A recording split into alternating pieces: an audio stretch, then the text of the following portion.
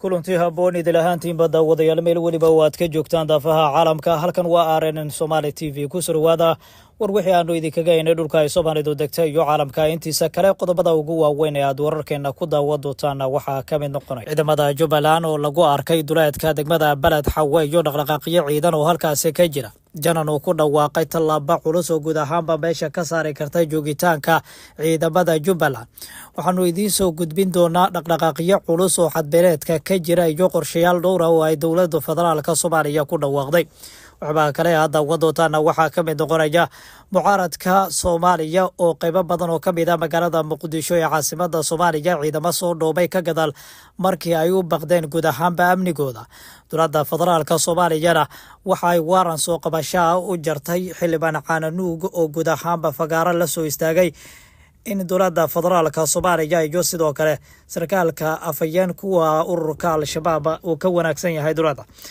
isla markaana uu uga dirnaxayo. talaabadan ayaa dood xoogan ka dhalisay baraha bulshada. dowladda federaalka Soomaaliya waxaa la tilmaamayaa in talaabadaasi ay ka jawaabtay isla markaana waran soo qabasho loo jaray xildhibaan Cananuug. warar hoose oo la helayana waxa ay tilmaamayaan in guud ahaanba ay doonayso dowladda inay xabsiga u taxaabto. soo dhawaada wadaadayta markaaga kugu horeysay aad soo booqato halkan subscribe noo saar noo like muuqaalkan waad ku mahadsantahay soo booqashadaada. aanu ku horumarno wararka ka imanaya gobolka Gedo waxa ay ku nuuxnuuxsanayaan in dhaqdhaqaaqyo xoogan ay marti galinayaan guud ahaanba magaalooyinka waaweyn ee gobolka, gaar ahaan magaalooyinka Garbaharey, Dolow iyo sidoo kale magaalada Balad Xawe. waxaana la tilmaamayaa in ciidamada Jubbaland halkaasi ay dhaqdhaqaaqyo ciidan ka wada. warar la helayo waxa ay tilmaamayaan in ciidamada Jubbaland ee ku sugnaa duleedka magaalada Balad Xawe hadda ay u soo dhowaadeen magaalada isla markaana daafta hore ee magaalada lagu arkay gabaldhici maanta, kuwaasi oo dhaqdhaqaaqyo ciidan halkaasi ka bilaabay. talaabadan waxa ay timid ka gadaal markii marinimadii shalay ahayd ay fooda isdareen ciidamada Jubbaland ka amar qaata iyo kuwa dowladda federaalka Soomaaliya oo Garbaharey ku wada sugan. dagaalka ayaa dhaliyay khasaarooyin xoogan oo dhinacyada soo kala gaaray, walow warar hoose oo la helayo ay tilmaamayaan in ciidamada dowladda federaalka Soomaaliya ilaa iyo 6 qof ay halkaasi uga dhaawacmeen isla markaana hal qof uga dhintay, halka sidoo kale ciidamada Jubbaland iyaguna dhinacooda uu hal qof ka dhintay, halka sidoo kale dhaawacoodana aan la helin. waxaa la tilmaamayaa in dhaqdhaqaaqyada gobolka ay wajiyo kala duwan yeelanayaan isla markaana balbi ugu dambeeyay siyaabooyin kala duwan ay u soo cusboonaysanaysa xiisada gobolka. waxaana wararka la helayo ay tilmaamayaan hadda Cabdirashiid Janan inuu qorsheynayo inuu iska caabin xoogan kala hortaga ciidamada halkaasi ku sugan. qorshuhu wuxuu yahay inay arbushaad ka sameeyaan gudaha magaalada si markaasi ay u wajahaan dagaal ay kala kulmaan ciidamada dowladda federaalka Soomaaliya. ciidamadan waxa ay ka soo tallaabeen dhanka xadbeeneedka, waxaana la tilmaamayaa in marbi ugu dambeeya ay ku sugnaayeen Baladul Amiin. ka gadaal wararku waxa ay tilmaamayaan inay u soo dhaafeen dhanka iyo magaalada Balad Xawe. waxaase la tilmaamayaa in dhaqdhaqaaqyo ciidan ay halkaasi ka wadaan. qorsho waxa uu yahay in guud ahaanba ay iska caabiyaan haddii iska caabin ay kala hor yimaadaan ciidamada dowladda federaalka Soomaaliya. waxaana la tilmaamayaa in qaybo badan oo ka mid yihiin gobolka marbi ugu dambeeya dhaqdhaqaaqyo culus oo ciidan ay ka jireen. waxaase la tilmaamayaa hadda in dowladda federaalka Soomaaliya ay qorsheynayso in ciidamo kale oo dheeraad ah ay gobolka dhigto, kuwaasi oo guud ahaanba lagu xoojinayo kuwa ku sugan xeray UK. warar kale ayaa tilmaamaya in dowladda federaalka Soomaaliya ay la heshiisay dowladda Masarida isla markaana ciidamo ka socda dowladda Masar la geeni doono halkaasi si loo xoojiyo amniga guud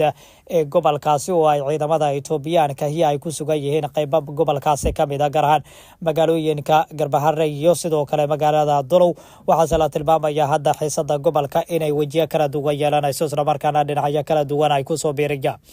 dowladda federaalka Soomaaliya ayaa maanta waxa ay geysay magaalada Balad Xawe ee gobolkaasi Gedo diyaarad siday hub iyo sanad ciidan oo Trabella asi oo ka noocyadiisa kala duwan waday. waxaana la tilmaamayaa in qorshuhu yahay in lagu xoojiyo ciidamada halkaasi ku sugan. dhaqdhaqaaqyo ciidan ayaana la tilmaamayaa in siyaabooyin kala duwan ay uga jiraan gobolka. ciidamada Jubbaland ayaa la tilmaamayaa marbi ugu dambeeyay in ay halkaasi ka geysanayeen weerar ku dhufo ka dhaqaaqa ka gadaal markii la sheegay in sifaala qarsoodi ah lagu dilay 2 sarkaal oo ka tirsan ciidamada dowladda Soomaaliya oo ku sugnaa gudaha magaalada Balad Xawe. dowladda Kenya ayaa si cad waxa ay u muujisay dareenkeeda ku aadan taageerada ay u haysay ciidamada Jubbaland ee halkaasi ku sugan, waxaana lagu wargelinay inay sii joogi doonaan gudaha deegaanada wadankaasi Kenya.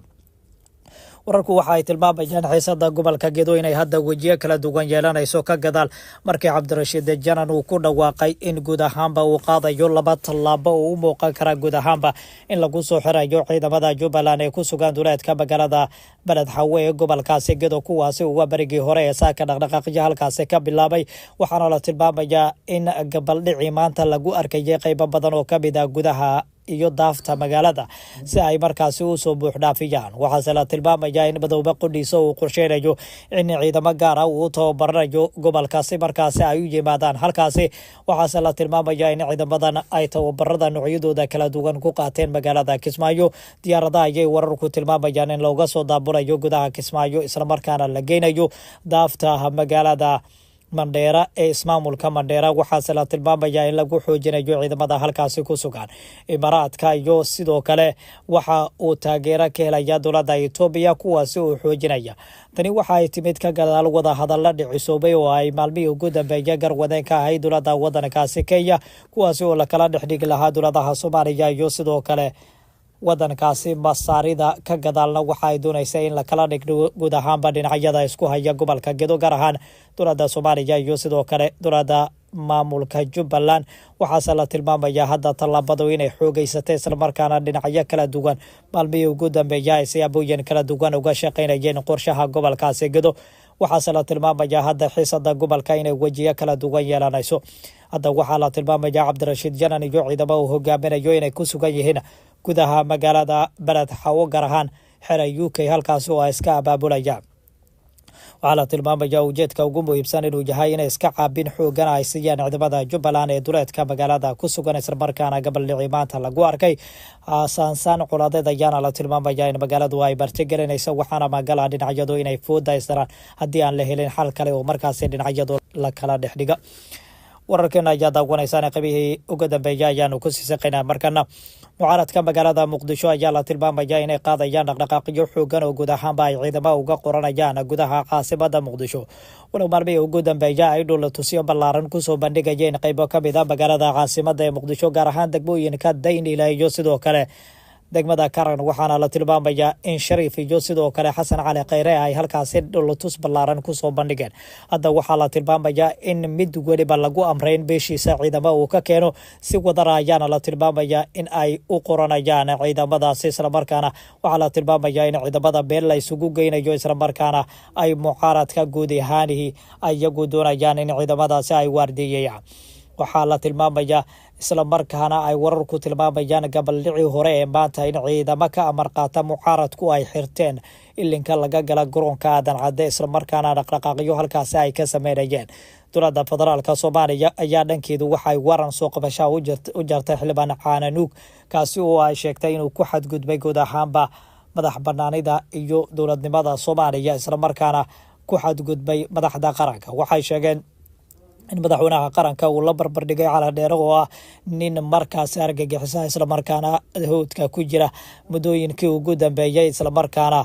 dhibaato xoogan ku hayay shacabka Soomaaliyeed waa 15 sano ee ugu dambeeyay waxaase la tilmaamayaa hadda dowladda federaalka Soomaaliya inay doonaysa xildhibaan Caananuug in ugu horeyntii xasaanada ay ka qaado isla markaana golaha shacabku ay xasaanada ka qaadaan ka gadaalna waxa uu doonayaa Xasan Sheekh Maxamuud inuu xabsiga u dhaadhiciyo talaabadan ay ku sheegeen dadka faraqaya arrimaha siyaasadda qorshe lagu afjigayo mucaaradku waxa ay talaabadaasi ka muujiyeen cabsi xoogan ciidamada ayaana la tilmaamayaa inay ka qoranayaan gudaha magaalada caasimadda ee Muqdisho qorshuhuna waxa uu yahay in la hor istaaga rabitaanka villa Soomaaliya ee ay guud ahaanba meesha laga saaro mucaaradka waxaase la tilmaamayaa in talaabadaasi ay doonayaan mucaaradku in ay hor istaagaan ciidamada Tirabeela ayaana maalmihii ugu dambeeyay waxa ay ka qoranayeen gudaha magaalada caasimadda ee Muqdisho waanan la ogeyn halka ay saldhigan doonaan gudaha intaas ayaan ku soo maraya daawadayaal tan iyo kulan dambe nabadeed